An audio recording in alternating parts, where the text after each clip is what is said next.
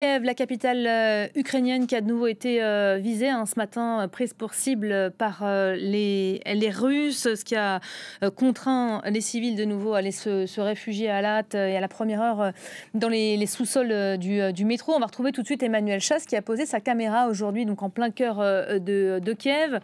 Autour de vous, on va les apercevoir dans un instant, Emmanuel, des photos exposées à ciel ouvert et qui mettent à l'honneur le difficile travail des démineurs ukrainiens. La capitale où l'on pourrait croire que tout est normal, ce n'est pas vraiment le cas.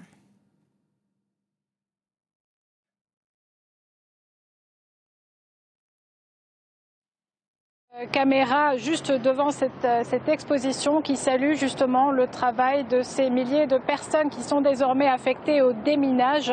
Je rappelle qu'on estime à environ 30% la surface du territoire ukrainien qui est minée. Donc ça concerne principalement l'est du pays, les régions de la ligne de front, mais pas seulement. Rappelez-vous, il y a 2 ans, la région de Kiev était partiellement occupée par les troupes russes, la région de Tchernihiv, juste au-dessus également, et bien sûr tout au long des frontières il y a également eu des mines placées, donc 30% du territoire miné, des accidents à répétition et ce travail qui est ici et finalement cette exposition qui se trouve ici sur la place Sofia, la place d'où je vous retrouve assez souvent pour nos directs, une place empruntée par des milliers de personnes chaque jour qui vaquent à leurs occupations. C'est très symbolique puisqu'en plein milieu d'une relative normalité, aujourd'hui on n'a pas eu encore depuis les attaques de cette nuit, on n'a pas eu de nouvelles alertes, et bien ça rappelle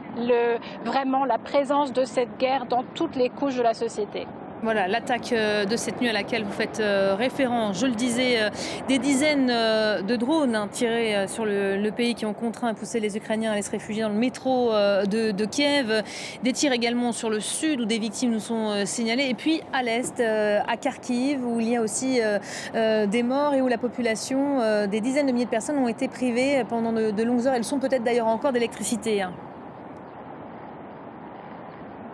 Absolument. Kharkiv est principalement visée depuis plusieurs semaines maintenant par les Russes. Je rappelle que la ville se situe à seulement 30 km de la frontière et depuis plusieurs semaines, ce sont ces infrastructures énergétiques qui sont ciblées à tel point que des milliers de personnes, jusqu'à 200 000 par jour, sont privées d'électricité. Donc il y a des blackouts énormes. La ville est plongée dans le noir tous les soirs. La vie est très compliquée pour les habitants. Je rappelle que c'est la 2e plus grande ville d'Ukraine, 1,3 million d'habitants avant l'invasion à grande échelle par la Russie. Donc des centaines de milliers de personnes qui vivent dans ces conditions. Il semble que le nouvel objectif de la Russie, ça soit devenu de rendre cette vie à Kharkiv inhabitable pour les gens qui sont restés, aussi pour ceux qui sont rentrés, car il y a énormément de réfugiés, de déplacés internes